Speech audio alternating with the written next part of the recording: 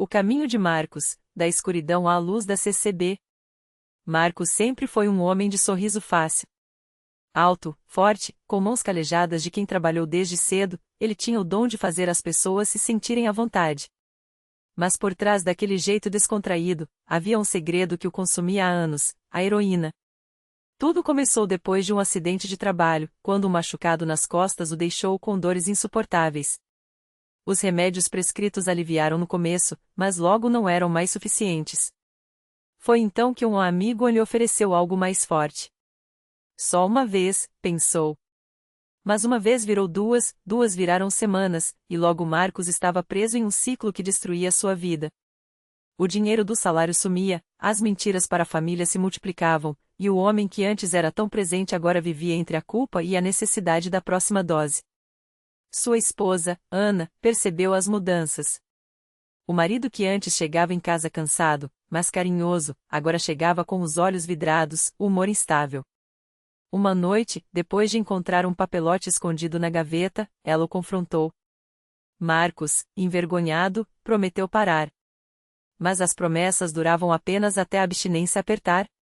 Até que um dia, depois de uma overdose que quase o levou embora, Ana, com lágrimas nos olhos, disse: ou você busca ajuda, ou eu vou embora com as crianças. Não vou ver você se matar aos poucos. Foi então que a irmã de Ana, Clara, que frequentava a congregação cristã no Brasil, falou: leva ele lá. Não é lugar de julgamento, é lugar de oração. Deus pode libertar ele. Marcos, cético, riu amargamente. Reza não tira vício, Clara. Mas, sem alternativas, aceitou ir só uma vez, pensou, como se aquela fosse mais uma desculpa para si mesmo. O primeiro culto na CCB foi uma surpresa. Marcos esperava algo pomposo, com música alta e gente gritando. Mas ali, tudo era simples. O salão modesto, as cadeiras de madeira enfileiradas, os irmãos e irmãs vestidos com recato, sem chamar atenção para si. Não havia instrumentos, apenas vozes unidas cantando hinos que falavam de perdão e misericórdia. O ancião, um homem de cabelos grisalhos e voz serena, dirigia a reunião com uma autoridade tranquila, como um pai orientando seus filhos. Marcos se sentou no fundo, de braços cruzados, observando tudo com desconfiança. Quando chegou a hora dos testemunhos, um irmão se levantou e contou como Deus o havia livrado do álcool depois de anos de luta. Outra irmã, com lágrimas nos olhos, agradeceu pela cura de uma doença que os médicos haviam dito ser incurável. Marcos sentia o coração apertar. Será que isso é real? Pensava. Depois dos testemunhos, veio a pregação. O ancião falou sobre a parábola do filho pródigo, sobre como Deus espera de braços abertos aqueles que se perderam. Não importa o quanto você caiu, disse ele, olhando diretamente para Marcos, como se soubesse de sua luta. O que importa é que você está aqui hoje. Deus não olha para o seu passado, ele olha para o seu coração arrependido. Quando chegou a hora das orações, os irmãos se ajoelharam. Marcos hesitou, mas algo o fez curvar-se também. Não sabia orar direito, então só sussurrou: Deus, se o Senhor existe, me ajuda. Foi o suficiente. As lágrimas vieram sem aviso, e ele sentiu, pela primeira vez em anos, um peso saindo de suas costas. Nos dias seguintes, Marcos voltou. Não por obrigação, mas porque algo dentro dele havia mudado. Os irmãos da CCB não o trataram como um viciado, mas como um irmão. O ancião o chamou para conversar em particular. Filho, a batalha é dura, mas você não está sozinho. Deus está com você, e nós também. Marcos chorou mais uma vez. Ninguém jamais havia lhe oferecido ajuda sem julgamento. Ele começou a frequentar as reuniões de doutrina, onde aprendeu sobre a importância do batismo nas águas e da Santa Ceia.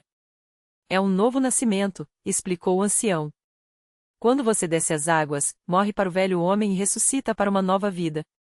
Marcos queria aquilo. Queria morrer para aquele passado de escuridão. O dia do batismo chegou. Era uma manhã fria, mas o coração de Marcos ardia. Vestido com uma túnica branca, ele desceu às águas diante de dezenas de irmãos que cantavam hinos de gratidão.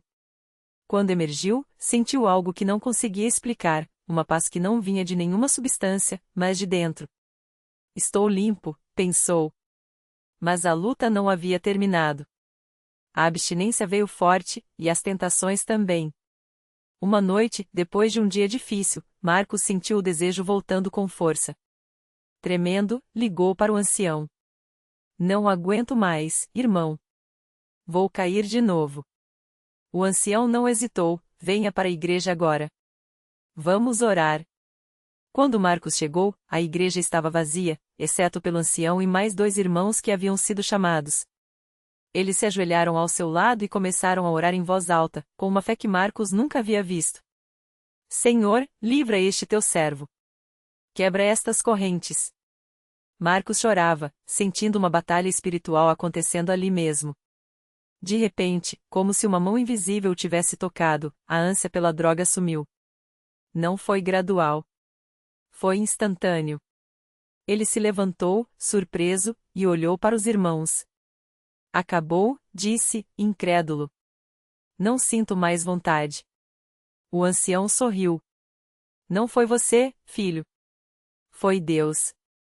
Os meses passaram, e Marcos se tornou um homem novo. Não apenas livre das drogas, mas transformado. Ele agora era quem ajudava outros que chegavam à igreja com as mesmas lutas. Sua família, que quase se desfez, estava mais unida do que nunca. Ana, que tanto havia orado por ele, via o marido com outros olhos. Você voltou, ela dizia, abraçando-o. Um domingo, durante o culto, Marcos se levantou para dar seu testemunho. Com a voz embargada, contou sua história. Eu pensei que nunca ia sair daquele poço. Mas Deus, através desta igreja, me tirou de lá. Não foi com palavras bonitas, não foi com promessas vazias.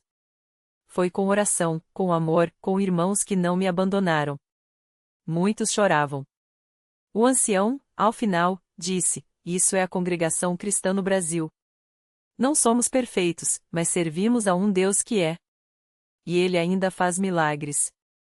Hoje, Marcos serve como cooperador na CCB. Não é um cargo de honra, mas de serviço. Ele ajuda a organizar os cultos, visita os doentes, ora com aqueles que chegam quebrantados. Sempre que pode, repete a lição que aprendeu: Deus não olha para onde você esteve. Ele olha para onde você quer chegar. Mas você precisa dar o primeiro passo. Chegar até Ele. O resto, Ele faz. E assim, entre hinos cantados à capela, orações fervorosas e a simplicidade de uma igreja que não busca glória, mas salvar almas, Marcos encontrou não só a libertação, mas um propósito. Porque na CCB, ele aprendeu que milagres não são coisas do passado. São a prova de que, quando o homem se humilha, Deus age. E isso, para Marcos, é a maior verdade que já viveu. Um dia, enquanto Marcos ajudava a organizar as cadeiras para o culto da tarde, um jovem chamado Lucas chegou à porta da igreja. Seu olhar estava perdido, as mãos tremiam e o cheiro de álcool era forte. Ele hesitou antes de entrar, como se não soubesse se era bem-vindo. Marcos reconheceu aquele medo, aquela vergonha. Era o mesmo que ele já tinha sentido. Irmão, pode entrar, disse Marcos, com a mesma voz calma que um dia o acolheu. Aqui, ninguém é julgado. Só Jesus pode mudar uma vida, e ele está esperando por você. Lucas sentou-se no último banco, cabeça baixa, enquanto o culto começava. Os hinos eram cantados com fé, as orações subiam ao céu como incenso. Quando o pastor fez o apelo, convidando aqueles que queriam uma mudança a se levantarem, Lucas permaneceu imóvel. Mas seus olhos brilhavam com lágrimas contidas. Marcos se aproximou e, em voz baixa, disse: Eu também já achei que não tinha mais jeito. Mas Deus não desiste da gente. Ele só espera a gente dar uma chance para ele. Foi então que Lucas se levantou. Tremendo, mas firme. E ali, entre irmãos que não o conheciam, mas que o abraçaram como filho, ele começou a chorar. Não de dor, mas de alívio. Porque, pela primeira vez em anos, sentiu que não estava sozinho. Nas semanas seguintes, Marcos acompanhou Lucas de perto. Levava-o aos cultos, orava com ele nos momentos de fraqueza, compartilhava sua própria história como prova de que a transformação era possível. Não foi fácil. Houve recaídas, noites de luta, dúvidas. Mas a cada vez que Lucas queria desistir, Marcos lembrava: Deus não olha para suas quedas. ele olha para o seu coração. Se você quer mudar, ele vai te segurar. E foi assim que, pouco a pouco, Lucas começou a enxergar a luz. O álcool perdeu força, a tristeza deu lugar à esperança. Ele passou a ajudar na limpeza da igreja, a participar dos corais, a sorrir sem motivo aparente. Um dia, depois de um culto de gratidão, ele abraçou Marcos e disse: "Você me salvou." Marcos sorriu e corrigiu: "Não fui eu, irmão. Foi Deus. Eu só fiz o que outros fizeram por mim, estender a mão." Hoje, Lucas também é um cooperador. E assim como Marcos, ele aprendeu que na CCB não há espaço para desespero, porque onde há fé, há milagre. O mesmo Deus que libertou um, libertou o outro. E continua libertando, todos os dias, aqueles que chegam com o coração quebrado e saem com a alma renovada. Porque na casa do Senhor, as histórias não terminam. Elas se transformam. E cada vida mudada é um testemunho de que, quando o homem se rende, Deus faz o impossível. E isso, para Marcos e para Lucas, é a maior bênção que poderiam receber. Naquela mesma semana, enquanto Marcos e Lucas organizavam os materiais para a próxima campanha de doações, uma jovem chamada Ana entrou na igreja com os olhos inchados de tanto chorar. Ela carregava uma bolsa pesada, não só pelo que havia dentro, mas pelo fardo invisível que trazia na alma. Havia perdido o emprego há 3 meses, a conta do aluguel estava atrasada, e a esperança de conseguir sustentar o filho de 5 anos ia se esvaindo como areia entre os dedos. Ela não era da CCB, mas uma vizinha tinha lhe falado: "Lá eles não te julgam. Eles oram." Então, com as últimas forças, Ana resolveu entrar. Não sabia que, do outro lado da porta, Deus já tinha preparado um encontro. Marcos foi o primeiro a vê-la. Reconheceu naquele olhar perdido o mesmo desespero que já tinha visto em si mesmo anos atrás. Sem dizer uma palavra, ele se aproximou e ofereceu um copo de água. Ana tentou segurar as lágrimas, mas elas escorreram mesmo assim. Foi então que Lucas, que passava pelo corredor com uma caixa de alimentos, parou e perguntou: "Irmã, tudo bem?" Ana balançou a cabeça, negando. Não estava nada bem. E, como se uma represa tivesse se rompido, ela contou tudo: o desemprego, o medo de ficar na rua, a vergonha de pedir ajuda. Marcos e Lucas trocaram um olhar. Sabiam que ali não era só uma necessidade material, mas uma alma clamando por um milagre. "A senhora já orou sobre isso?" perguntou Marcos, com a mesma calma que um dia alguém tinha usado com ele. Ana enxugou o rosto com as mãos trêmulas. "Ore? Eu nem sei mais se Deus me ouve." Lucas colocou a caixa no chão e se ajoelhou ali mesmo, no meio do salão. Marcos fez o mesmo. Sem cerimônia, sem esperar, eles começaram a clamar a Deus pela vida daquela mulher. Ana, surpresa, não sabia o que fazer, até que sentiram uma mão suave em seu ombro. Era a irmã Clara, uma das cooperadoras mais antigas, que sussurrou: "Minha filha, Deus não desvia os olhos de quem sofre. Ele só espera que a gente confie." E foi ali, entre lágrimas e súplicas, que Ana sentiu algo que não sentia há muito tempo: paz. Não era a solução dos seus problemas, não ainda. Mas era a certeza de que, pela primeira vez em meses, ela não estava sozinha. 3 dias depois, Ana voltou à igreja. Dessa vez, não era para pedir, mas para agradecer. Com o envelope na mão, ela procurou Marcos e Lucas, os olhos brilhando de uma maneira diferente. "Eu consegui um emprego", disse, a voz embargada.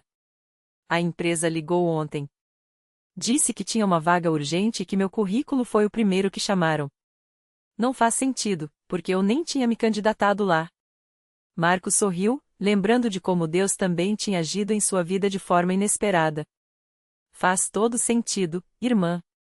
Deus abre portas que ninguém mais vê." Mas o milagre não parou por aí. Naquela mesma semana, enquanto Ana arrumava suas coisas para se mudar para um lugar mais simples, pois ainda precisava economizar, o dono do imóvel onde ela morava apareceu com uma notícia. "Minha filha, não sei como, mas alguém pagou 3 meses do seu aluguel adiantado. Disse que era para a senhora ter tempo de se reorganizar." Ana não precisou perguntar quem tinha sido. Ela já sabia. Porque na CCB, os milagres não vêm só do céu, eles passam pelas mãos daqueles que se deixam usar por Deus. Hoje, Ana não é mais apenas uma visitante. Ela faz parte do coral, ajuda na distribuição de cestas básicas e, toda vez que pode, repete a mesma frase que um dia ouviu. Se Deus fez por mim, Ele pode fazer por você também. E assim, mais uma história de dor se transforma em testemunho. Mais um coração quebrado é restaurado. Porque na Congrega Cristã no Brasil, não há casos perdidos, só almas que ainda não encontraram o caminho de volta para casa. E enquanto houver fé, enquanto houver quem estenda a mão, os milagres continuarão acontecendo, um após o outro, como ondas de um mar que nunca seca. Porque Deus não muda. E sua misericórdia, também não. No mesmo bairro onde Ana encontrou sua restauração, morava um homem chamado João. Ele era conhecido por todos como um homem de poucas palavras e muitas cicatrizes. Não há as marcas no corpo, mas aquelas que a vida deixa na alma. Há anos, João carregava o peso de um vício que o afastava da família, do trabalho e, principalmente, de si mesmo. As noites eram longas, os dias vazios, e a esperança, algo que ele já não reconhecia mais. Até que, certo domingo, enquanto passava em frente à Congrega Cristã no Brasil, ouviu um coro cantando um hino que pareceu atravessar suas defesas. Não era a música em si, mas a paz que ela trazia. Algo dentro dele, que há tanto tempo estava adormecido, despertou. João parou. Hesitou. E, pela primeira vez em anos, sentiu um desejo genuíno de entrar. Dentro do templo, o ambiente era diferente de tudo que ele já tinha visto. Não havia julgamentos nos olhares, nem palavras duras. Apenas sorrisos sinceros e mãos estendidas. Um irmão se aproximou e, sem perguntar nada, simplesmente disse: Deus te trouxe até aqui por um motivo. Se quiser, podemos orar juntos. João não soube explicar por quê, mas aceitou. E naquela oração simples, sentada em um banco no fundo do salão, algo começou a mudar. Não foi um raio, não foi um barulho. Foi uma certeza quietinha, como um suspiro de alívio depois de uma longa batalha. Ele sentiu que, pela primeira vez em anos, não estava sozinho. Os dias seguintes não foram fáceis. O vício ainda lutava dentro dele, e as tentações não haviam desaparecido. Mas agora João tinha algo que não tinha antes, uma comunidade. Irmãos que oravam por ele, que o visitavam, que o lembrava, todos os dias, que a vitória era possível. E aos poucos, as correntias que o prendiam começaram a se soltar. Um domingo, alguns meses depois, João estava de pé diante da congregação, com a voz trêmula, mas o coração firme. Contou sua história sem enfeites, sem esconder as quedas, mas também sem esconder a mão que o levantou. Eu pensei que nunca ia sair daquele buraco, disse ele, olhando para as pessoas que agora faziam parte da sua vida. Mas Deus usou esta igreja, usou vocês, para me mostrar que eu ainda tinha valor. Ao seu lado, estava sua esposa, que havia voltado para casa depois de anos de oração. E seus filhos, que agora o abraçavam sem medo. A transformação era visível não só nele, mas em todos que o rodeavam. Hoje, João é um dos que estendem a mão para outros que chegam como ele chegou, perdidos, feridos, sem esperança. Ele sabe que não foi a força dele que o salvou, mas a graça de Deus trabalhando através da fé e do amor daqueles que não desistiram dele. Se Deus mudou a minha história, ele diz, com os olhos brilhando, ele pode mudar a sua também. E assim, mais uma vida é resgatada. Mais um milagre é escrito nas páginas da Congrega Cristã no Brasil, onde a porta nunca se fecha para quem quer entrar, e onde cada história de dor tem a chance de se tornar um testemunho de vitória. Porque Deus não olha para o que fomos, mas para o que podemos nos tornar. E enquanto houver corações dispostos a crer, os milagres não vão parar. Na mesma semana em que João compartilhava seu testemunho pela primeira vez na igreja, uma jovem chamada Mariana entrou pela primeira vez na Congrega Cristã no Brasil. Ela chegará arrastando os pés, com olheiras fundas e um olhar vazio que falava mais do que qualquer palavra. Carregava nas mãos um papel amassado com o endereço rabiscado por uma vizinha que, preocupada, lhe dissera: lá tem gente que ora. Talvez eles possam te ajudar. Mariana não acreditava em milagres. Há 2 anos, desde que seu filho de 5 anos, Lucas, fora diagnosticado com uma doença rara que os médicos chamavam de sem cura, ela havia perdido até a força para chorar. As contas médicas consumiram tudo o que tinha, o marido a abandonou dizendo que não aguentava mais ver o menino sofrer, e os remédios só adiantavam para aliviar a dor por algumas horas. Naquela manhã, Lucas acordara com febre alta e dificuldade para respirar. O médico havia sido claro: prepare-se. Não há mais o que fazer. Ela entrou na igreja sem saber bem por quê. Talvez fosse o desespero. Talvez fosse aquele papel na mão.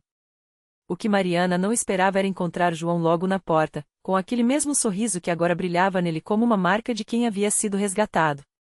Ele não fez perguntas, não deu sermões. Apenas a olhou nos olhos e disse: Deus não esquece de ninguém. Entre. Aqui você não está sozinha. Dentro do salão, o coro cantava um hino que falava de fé como o grão de mostarda. Mariana sentou-se no último banco, com as mãos trêmulas e o coração apertado. Não conseguia cantar, nem orar. Só conseguia pensar no rostinho pálido de Lucas, deitado em casa, enquanto a avó cuidava dele. Como pode um Deus bom deixar uma criança sofrer assim? Pensava, com lágrimas escorrendo sem fazer barulho. Foi então que a irmã Clara, uma das cooperadoras mais antigas da igreja, sentou-se ao seu lado. Não perguntou o que acontecia, não forçou conversa. Apenas segurou sua mão e sussurrou: Filha, às vezes a gente não entende o caminho, mas Deus vê o final dele. Mariana queria acreditar, mas a dor era maior que a esperança. Naquele mesmo instante, como se Deus estivesse esperando aquele momento exato, o irmão que presidia a reunião fez um pedido inesperado: Irmãos, temos aqui entre nós alguém com uma necessidade muito grande. Não sei quem é, mas o Espírito Santo está falando ao meu coração para orarmos por uma criança doente. Vamos nos ajoelhar e clamar a Deus por este pequeno. Mariana sentiu o chão tremer debaixo dela. Não havia contado nada a ninguém. Como eles sabiam? Antes que pudesse reagir, João já estava ao seu lado, colocando a mão em seu ombro. É o Lucas, não é? Vamos orar por ele.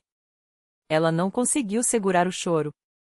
E ali, entre irmãos que nem conhecia, mas que agora seguravam suas mãos e fechavam os olhos com ela, Mariana ouviu palavras que nunca havia ouvido antes: Pai, nós te pedimos pela vida deste menino. Tu és o Deus que opera milagres, que sarou os cegos, que ressuscitou os mortos. Tocai neste pequeno com tua mão poderosa. Em nome de Jesus, amém. Quando Mariana chegou em casa naquela tarde, a febre de Lucas havia baixado. Ele ainda estava fraco, mas respirava melhor. A avó, assustada com a melhora repentina, perguntou: O que você fez, minha filha? Mariana não soube explicar. Só abraçou o filho com força e chorou de novo, mas dessa vez eram lágrimas diferentes. Na semana seguinte, ela voltou à igreja. E depois mais uma vez. Cada reunião era um passo, cada oração uma semente. Até que, 3 meses depois, os exames de Lucas voltaram normais. Os médicos não tinham explicação. Remissão espontânea, disseram, balançando a cabeça, incrédulos. Mariana sorriu. Ela sabia que não era espontâneo. Era Deus. Hoje, Lucas corre pelos corredores da Congrega Cristã no Brasil, brincando com outras crianças enquanto Mariana, agora batizada, ajuda a receber os que chegam com o coração partido. Ela conta sua história sem vergonha, porque sabe que cada palavra sua pode ser uma luz para alguém que está no escuro. Eu cheguei aqui sem fé, só com dor, ela diz, apertando a mão de quem a ouve. Mas Deus não precisa da nossa fé perfeita. Ele só precisa que a gente dê um passo. Um passo só.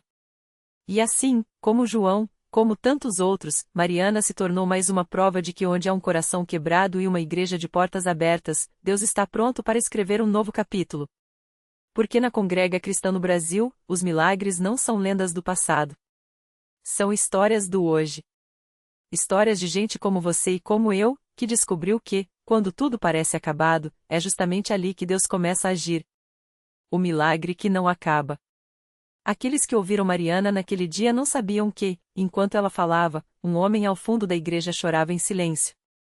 Era Carlos, seu ex-marido, que há meses vagava pelas ruas, consumido pela culpa e pelo vício. Ele a vira de longe, irradiante, e algo dentro dele se partiu de vez, não de dor, mas de reconhecimento. Aquela não era a mulher que ele abandonara. Era uma versão dela que ele não merecia, mas que, mesmo assim, estendia as mãos para os perdidos.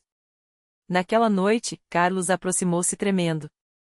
Mariana o olhou nos olhos e, sem uma palavra de reprovação, o abraçou como quem acolhe um filho pródigo. Não houve sermões, apenas lágrimas e um convite: vem. Deus te espera aqui também. E assim, entre orações e mãos dadas, Carlos começou sua própria jornada de reconstrução. A reflexão que fica. Às vezes, pensamos que os milagres são só cura de doenças ou soluções instantâneas. Mas o maior deles é ver uma vida resgatada do ódio, da culpa ou do vazio, e saber que isso não é obra do acaso, mas de um Deus que tece redenção com fios de misericórdia. Mariana não recebeu de volta o casamento que perdeu, mas ganhou algo maior, a certeza de que, mesmo nas ruínas, Deus planta sementes de graça.